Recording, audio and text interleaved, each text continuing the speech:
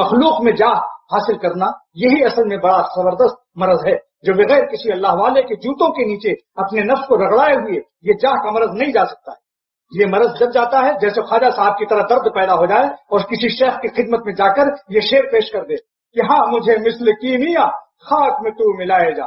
یہ درخواست پیش کرے، ہاں مجھے مثل کیمیا خاک میں تو ملائے جا، رتبہ شان میری گھٹائے جا، رتبہ میرا بڑھائے جا، شان میری گھٹائے جا اور رتبہ میرا بڑھائے جا۔ اور دوسرا شعر پیش کیا تھا، نہیں کچھ اور خواہش آپ کے در پر میں لایا ہوں، خلافت کی تمنا نہیں ہے، خوابوں کی تمنا نہیں ہے، کرامتوں کی تمنا نہیں ہے، الاستقامت خیر من الف کرامہ، ملا علی قاری رحمۃ اللہ علیہ لکھتے ہیں کہ 1000 کرامت سے افضل ہے کہ اللہ تعالیٰ کا راضی ہو جائے اور استقامت دین پر قائم رہے اور ان کو ناراض، اپنے مالک کو ناراض نہ کرے۔ تو کیا فرمایا کہ نہیں کچھ اور خواہش آپ کے در پر میں لایا ہوں، مٹا دیجئے میں مٹنے ہی کو آیا ہوں۔ یہ خواجہ صاحب نے لکھ کے دیا تھا اور خوب نکالے گئے، بیٹھا لے گئے، ڈانٹ پڑ۔ خواجہ صاحب فرماتے ہیں کہ جب میں نکالا گیا، اے عشق مرا بار، دیکھو عاشق کی شان کیا ہونی چاہیے، گاہ خاندی مرا تو گاہ راندی مرا، اے عشق کبھی تو بلاتا ہے کبھی مجھے بھگاتا ہے، راندا کرتا ہے، دور کرتا، دور ہو نکلنا لائے، اے عشق بعض خاندی مرا اور بعض راندی مرا، اے عشق کجا رسانی جی مرا، تو نے کہاں مجھے پہنچایا۔ لیکن عاشق کی شان یہی ہے، نلو نام الفت جو خودداریاں ہیں، بڑے ذلتیں ہیں، بڑے خاریاں ہیں۔ اگر دوستوں اپنی وزاداری رکھنی ہے، اپنے چکن کے کرتے اور ٹوپیوں کی خلف درست رکھنا ہے، اور چاہتے ہو کہ شیخ کچھ ہمیں نہ کہے، تو پھر عاشقی کا نام کیوں لیا؟